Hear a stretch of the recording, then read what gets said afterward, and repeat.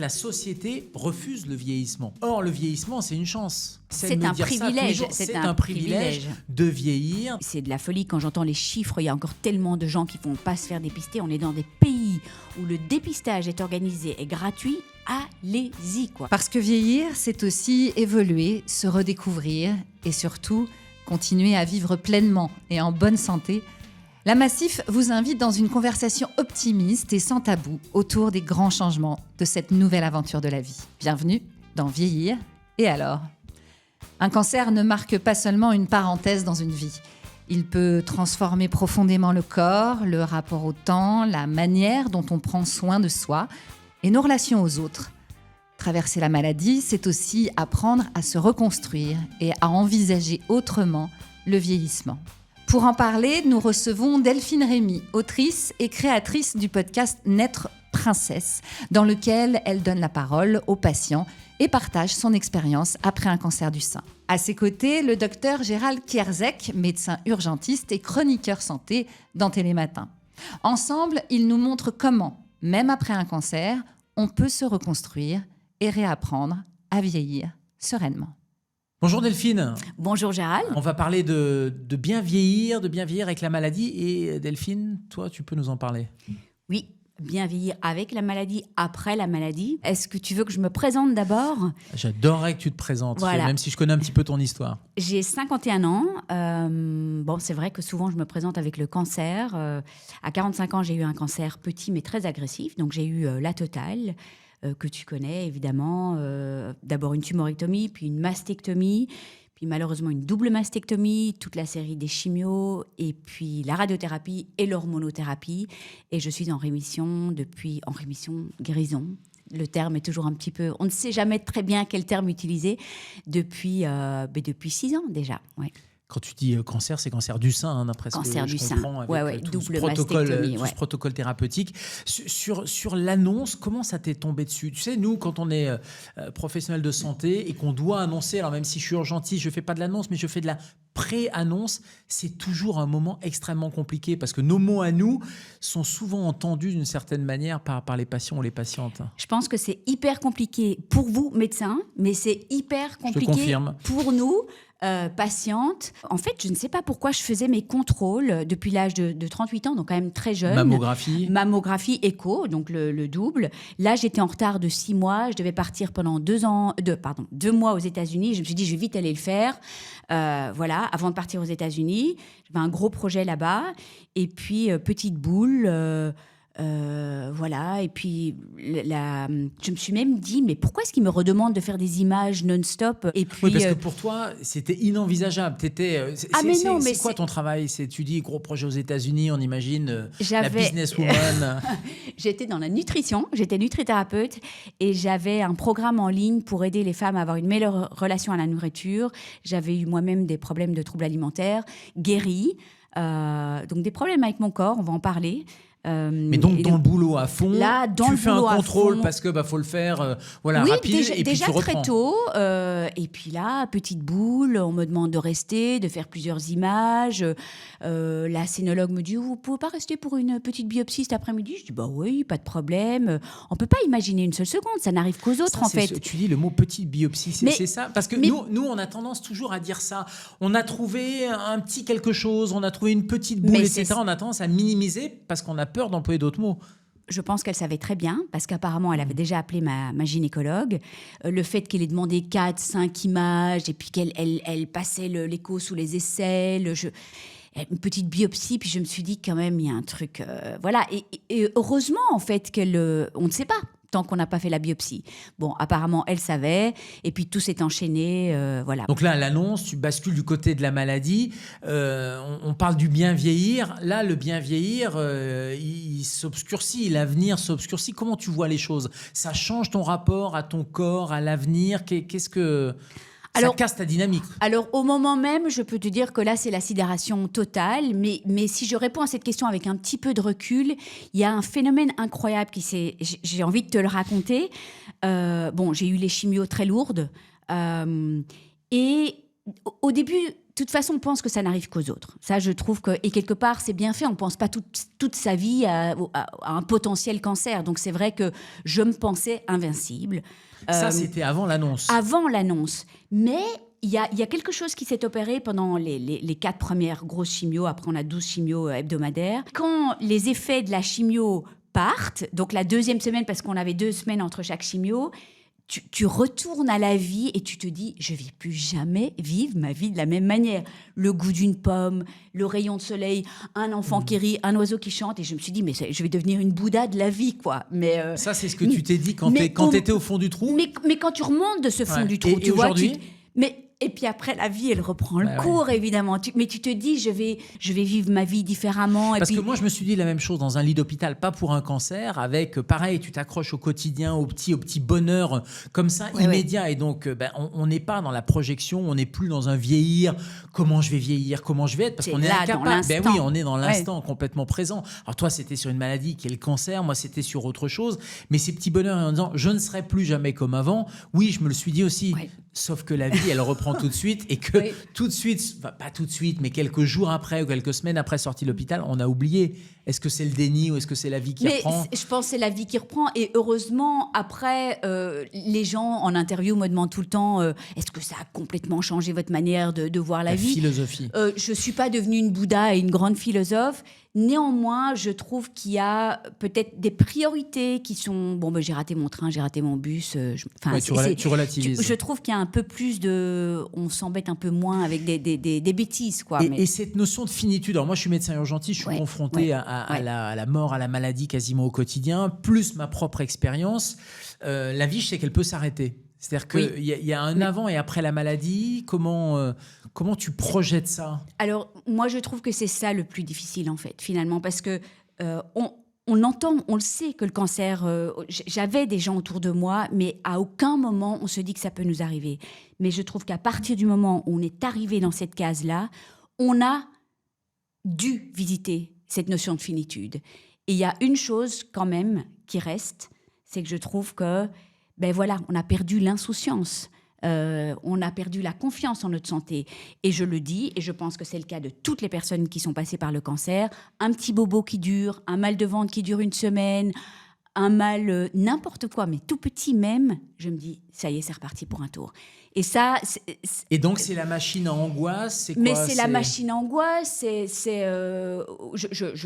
l'avoue, en toute honnêteté, ça peut être une gastro. On se dit, c'est une gastro pendant 1 jour, 2 jours, 3 jours, et puis on se dit, mais merde, tu as un cancer de l'estomac, est-ce que j'appellerai pas ça prend vite des proportions.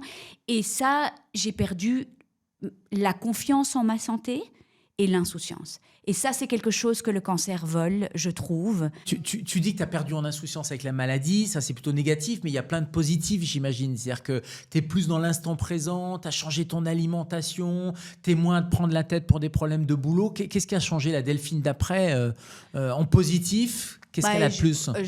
C'est finalement les projets, plus que... C'est ça, mon hygiène de vie, moi, c'est des projets. Donc, en fait, j'ai écrit un bouquin, puis j'ai lancé un podcast. Peut-être ce que ce cancer m'a appris, c'est... Je trouve que la maladie n'a pas de sens. On parle toujours, il y a beaucoup de gens qui sont là, t'as compris le sens de ton cancer, le truc qui me rend complètement dingue. Pour moi, le cancer n'a pas de sens. Oui, puis ça culpabilise les gens de dire c'est à cause de tel et tel. T'as eu un choc émotionnel, le genre de truc que j'ai plus jamais envie d'entendre. Qui n'a pas eu de choc émotionnel, hein. Souvent, je dis, t'as pas eu de choc émotionnel, t'as pas eu de trauma, toi voilà. Par contre, je trouve qu'il a été l'opportunité de donner un peu plus de sens à ma vie, de faire des projets qui ont plus de sens, je rêvais d'être médecin, voilà, comme ça tu sais, je suis toute la journée avec des médecins, j'interviewe des médecins toutes les semaines, je rêvais d'être journaliste, j'ai lancé un podcast, donc finalement, tout a plus de sens aujourd'hui. Il faut aller vite, il faut le faire maintenant parce qu'on ne sait pas demain. Alors, il n'y a quand même pas non plus trop cette urgence de vivre, mais quand même, cette notion de finitude est quand même là. Et puis, j'ai beaucoup travaillé sur le cancer métastatique, donc c'est vrai que c'est ici et maintenant. Et donc voilà, oui, un livre, un podcast, des projets qui ont du sens, c'est un petit peu ça, pour moi, le bien vieillir et le prendre soin de soi. Et prendre soin de toi, justement, dans tes gestes quotidien et quotidienne, sans parler du podcast ou des projets professionnels. Oui. Delphine, qu'est-ce qu'elle a changé ? Tu manges mieux, tu bouges plus ? J'étais nutrithérapeute, donc je mangeais déjà bien. C'était un peu ton boulot. Voilà, c'était mon boulot.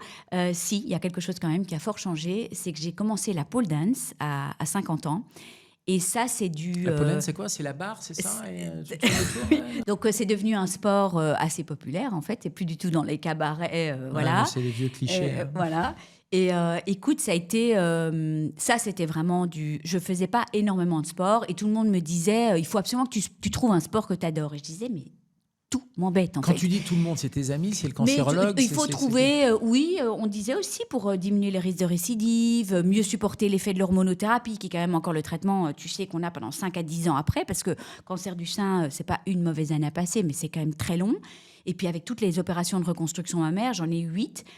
C'était tellement pas logique de me présenter dans un studio de pole dance, mais ça a été vraiment... C'est accepter ton corps aussi ? Mais parce qu'il a changé ton corps, forcément. Tumorectomie, mastectomie, qu'est-ce que... En plus, on m'a pris les muscles des cuisses, les 2 graciles pour reconstruire les 2 seins. Enfin, j'ai des cicatrices partout. Je suis arrivée dans ce studio. Toutes les femmes avaient entre 20 et 30 ans. J'en avais 50. Me déshabiller. C'est très dur pour moi. J'ai toujours peur que les gens soient choqués par une reconstruction. Pour te dire l'image que j'ai, tu vois. Donc, et bien vieillir, c'était accepter cette nouvelle image. C'était accepter, parce que comment veux-tu te réapproprier un corps que tu rejettes, le corps d'avant que tu recherches, que tu peux pas retrouver. Oui, mais ça, tous le corps d'avant. Moi, j'ai pas le corps d'avant de mes 20 ans aussi, même sans avoir traversé la maladie, etc. Ça fait partie finalement du processus de bien vieillir, peut-être accéléré là, avec la maladie. Très accéléré, et puis des cicatrices partout, balafrées, parfois en pleine reconstruction parce que ça prend du temps. Et donc, ça a été vraiment alors, on parle de la pole dance, ça peut être plein de choses, ça peut être la danse, ça peut être plein d'autres choses, mais de réappropriation de son corps, de ressentir son corps, de se ressentir féminine, parce que quand même, 2 ablations, c'est quand même des sacrées mutilations de la féminité aussi. Oui, plus les chimiothérapies, tu le disais, il y a des problèmes il y a un impact cérébral sur la libido, sur la peau, sur les muqueuses, sur plein de choses. Mais j'ai envie de te parler de le sport. Alors, tout sport, en fait... c'est cette force que je ressentais, de la force physique. Alors, ça peut paraître superficiel de dire « Waouh, génial, j'ai attrapé des muscles », mais pas du tout. C'était de la force psychique aussi. En fait, quand je prenais le train, je suis à Paris toutes les semaines, je n'arrivais même plus à mettre ma valise avec mes bouquins par au-dessus. Manque de force. Plus assez de force dans les bras. Tu vois, tellement d'opérations fermées comme ça. Et donc, en fait, cette force physique est aussi une force psychique. Et donc, on regagne en autonomie. Mais donc, j'en parle avec n'importe quel sport, en fait, finalement. Parce que la pole dance, on n'a peut-être pas envie de commencer ça. Tu sais, on parle beaucoup maintenant d'activité physique adaptée. Parce qu'il y a des gens qui disent, mais moi, j'ai pas la force, justement, de faire du sport. Alors que l'activité physique adaptée, ça veut dire adaptée à l'état de santé. C'est déjà positif. Ça. Exactement. C'est bon en prévention avant le cancer. C'est bon pendant le traitement et c'est bon après le cancer, avec des chiffres, tous les collègues cancérologues le disent et le redisent, parce que c'est probablement un adjuvant thérapeutique, quelque chose qui va en parallèle des traitements et qui va les décupler, ou en tout cas faire en sorte qu'ils sont mieux supportés, plus efficaces, etc. Exactement. En tout cas, nous, côté médical, c'est des conseils qu'on donne en permanence et les équipes d'oncologie le font encore plus. Oui, tout à fait. Et c'est pas toujours, bien entendu, c'est vraiment trouver ce qu'on aime, en fait, ce qui donne de la joie. Et que ce soit de la danse. C'est du lien social, c'est de l'activité. Et là, j'ai vraiment trouvé, ça me donne de la joie. Je retrouve des copines, on s'éclate, c'est vachement sympa. On a fait un spectacle, enfin, c'est vraiment sympa, quoi. Donc, je trouve néanmoins que tous ces traitements sont extrêmement lourds et violents. Et je dis quand même que je me suis pris 10 ans dans la figure, puis ménopausée de manière chimique en une semaine avec la chimio, c'est quand même compliqué. 45. 45. Paf, première chimio. C'est une accélération du vieillissement. Oui, parce que...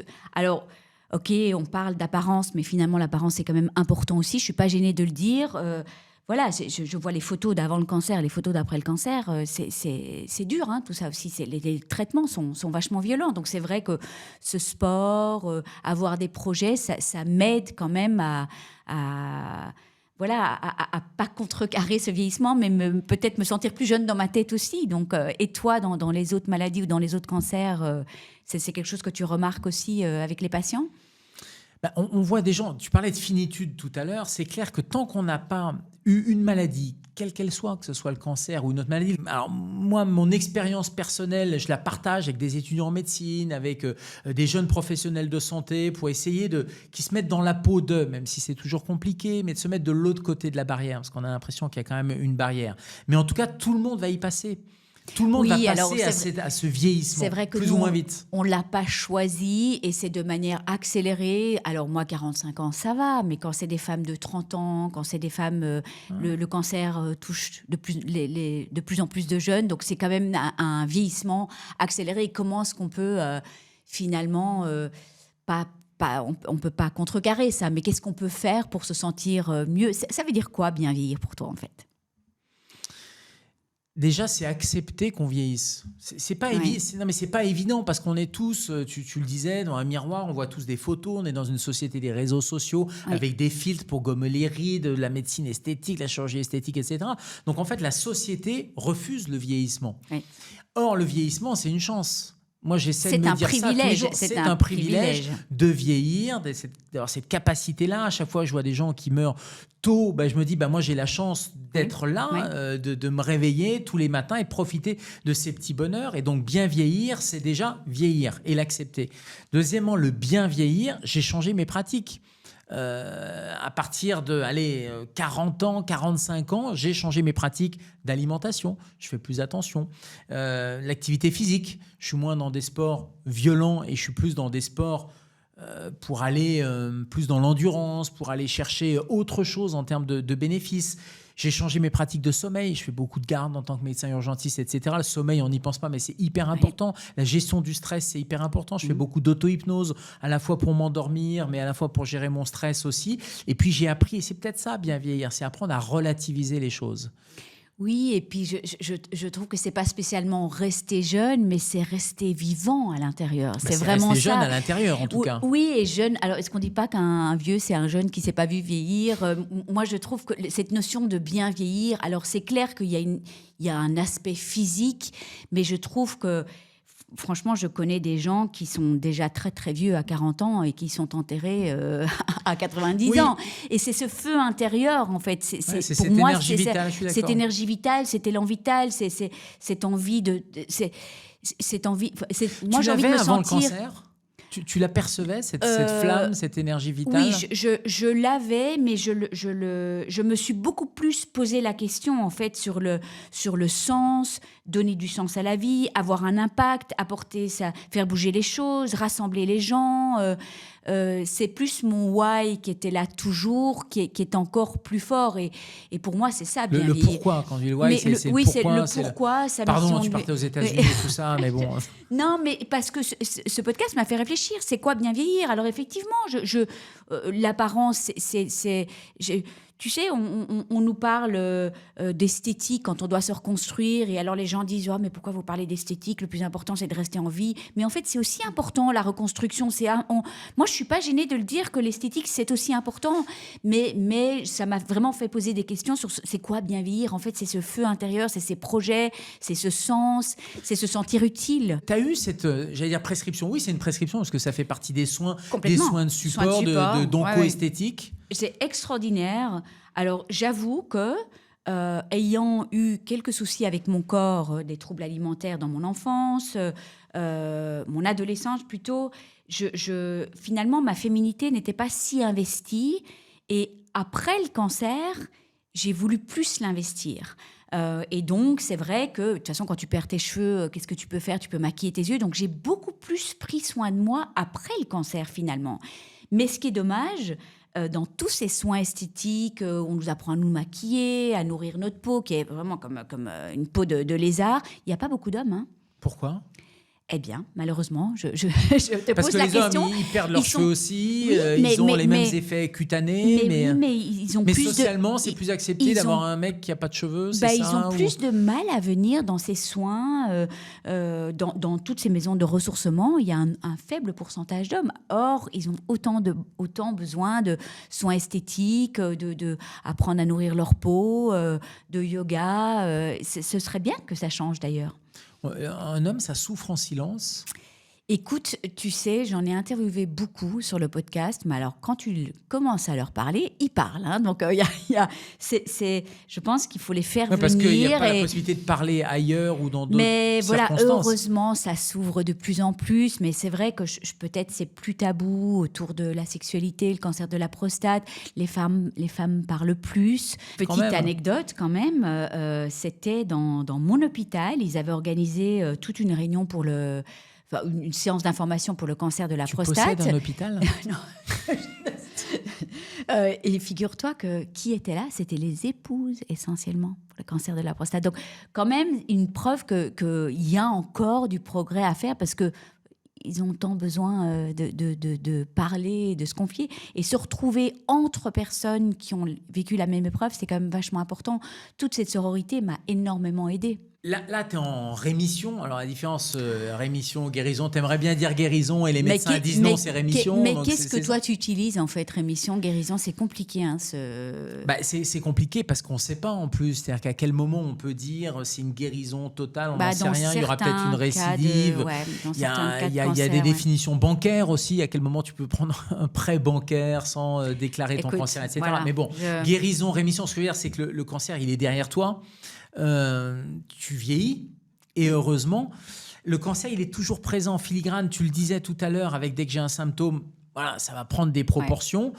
Mais est-ce que les contrôles, par exemple, est-ce qu'il y a des choses dans ton quotidien ou dans ton année qui font que tu vieillis différemment parce que tu as eu un cancer? Alors, est-ce que je vieillis différemment parce que j'ai eu un cancer? Non, peut-être que avant le cancer, on pense que c'est une ligne droite tracée. Puis là, maintenant, je réalise qu'en fait, c'est des... Enfin, bon, pourtant...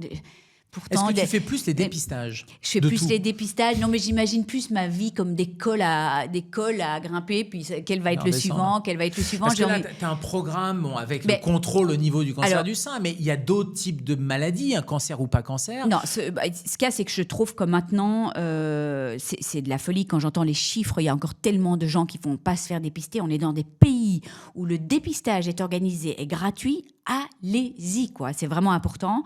Donc là, une femme sur deux qui a une mammographie reçoit l'invitation. Mais n'y va pas. Et qui n'y va pas. Oui, cancer colorectal de la même manière. Allons-y, c'est hyper important. Je me cache parce que moi, je passe mon temps à donner des conseils aussi. Et tu n'y vas pas. Prostate? Non, je peux pas dire j'y vais pas, mais j'y vais pas comme je devrais y aller. J'y vais pas aussi vite que je devrais y aller. J'y vais pas pour tout. Voilà, parce qu'il y a la peur, parce qu'on se dit ce que tu as dit, ça concerne que les autres. Ben oui, on a l'impression, même en tant que professionnel de santé, surtout en tant que professionnel de santé, ça concerne de l'autre côté, pas mon côté. Mais toujours, et heureusement, je vais te dire, tu vas pas penser toute ta vie que tu vas potentiellement avoir un cancer. Bon, après, il y a des hypochondriaques qui font leur contrôle, mais je trouve que ça vaut vraiment la peine, en fait. Qu'est-ce que c'est? Quand j'entends encore des femmes qui disent « j'ai pas eu le temps », on a toute une demi-heure par an. Donc voilà, religieusement, mes contrôles. Non, mais c'est pas un problème de temps. Mais on peut être pris dans des vies, je pense que tu es hyper chargé, moi aussi. Voilà, on peut se dire, j'appellerai le mois suivant. Voilà, j'essaye quand même d'être assez religieuse par rapport à ces contrôles et vraiment... voilà, colonoscopie, les tests gratuits. Les vaccinations, tu suis maintenant Je suis et je trouve quand même en tant que femme, on sait finalement, si on a eu des enfants, on a été un peu le médecin de nos enfants aussi, en fait, quelque part. Donc, j'encourage mon mari à aller se faire dépister. Voilà, je trouve qu'un cancer détecté à temps... Oui, parce que c'est ça le message, c'est que ça va éviter des séquelles, ça va éviter une tumeur plus importante, des traitements lourds. Voilà. C'est vraiment le dépistage. Non, mais j'en suis intimement convaincu. Plein de gens, tous les gens qui nous écoutent, qui nous regardent, en sont convaincus. Sauf qu'entre être convaincu et passer à l'acte... Voilà, mais c'est tout le travail aussi du podcast, de tout mon travail, c'est de dire, allez-y, quoi. Hein, finalement, c'est... Et la peur n'évite pas le danger. Et oui, c'est intéressant parce que tu as dit il y a la peur parfois. Et j'ai déjà entendu des personnes qui disaient je n'y vais pas parce que je veux pas entendre une mauvaise nouvelle. Mais je me dis mais non, c'est pas possible, quoi. Comment tu te vois dans 20 ans? Moi, j'ai envie de me sentir encore utile, quoi. J'ai envie de... Je suis tellement hyperactive, un peu comme toi, je pense. Oui, moi, j'ai envie de me sentir encore utile. Dans des modèles de gens qui sont en pleine forme encore, alors qui ont traversé des épreuves, mais qui physiquement sont encore bien. Alors, Ils sont vieux, entre guillemets, à 70, 80 ans, bien sûr. Ils ont ce corps-là, mais ils ont cette flamme, justement. Cette flamme, de me sentir utile, d'avoir des projets qui ont du sens.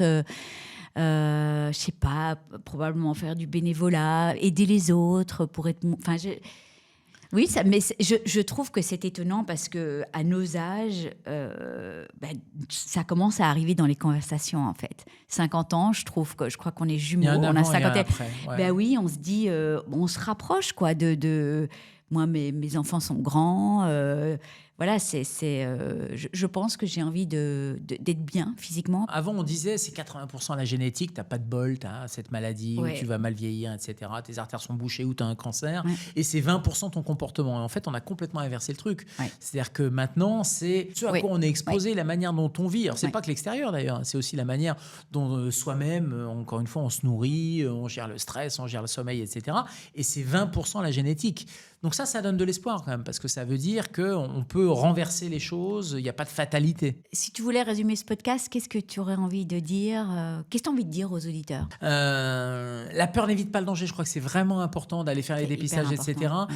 Et cette flamme vitale, je crois que moi je crois profondément, et plus je vieillis en médecine, plus je crois qu'il y a quelque chose qui nous dépasse. Et donc cette énergie vitale, on appelle ça comme on veut, hein, et puis selon ses croyances, on peut mettre des mots religieux, etc. Oui. Mais en tout cas, cet esprit, cette flamme vitale, cette énergie, cette source, on peut appeler ça comme on veut, c'est extrêmement important. Et finalement, c'est le fil. Et on est sur ce fil, et puis on va vieillir, on va progresser sur ce fil. Jusqu'où ? Et moi, peut-être, j'aurais envie de dire de ne pas rester seul, en fait, dans la maladie. D'essayer de s'entourer de gens qui ont vécu la même chose, de voir... Il y a tellement de ressources. Moi, je trouve que le pire dans la maladie, c'est l'isolement et le manque de consolation, en fait, finalement. Donc, trouver des groupes de soutien, trouver des maisons de ressourcement, trouver des groupes de parole, aller à la Ligue contre le cancer, rencontrer d'autres personnes et de ne pas rester seul face à la maladie. C'est dommage qu'on attende la maladie pour arriver à ce lien, mais souvent, c'est ça, en fait. C'est quand il y a la maladie et on découvre des petites choses qu'on a tous à portée de main. Donc, moi, finalement, le message, je pense que là, on va être assez d'accord, c'est n'attendez pas la maladie, pour découvrir tout ça, quoi, toutes ces petites joies quotidiennes et le lien et j'allais dire l'amour. Et prendre soin de soi, voilà. La Massif vous accompagne pour préserver votre santé à chaque étape de la vie. Retrouvez tous les épisodes de Vieillir et alors sur les plateformes d'écoute de podcast, sur YouTube et nos conseils pour mieux vivre au quotidien sur le site massif.fr.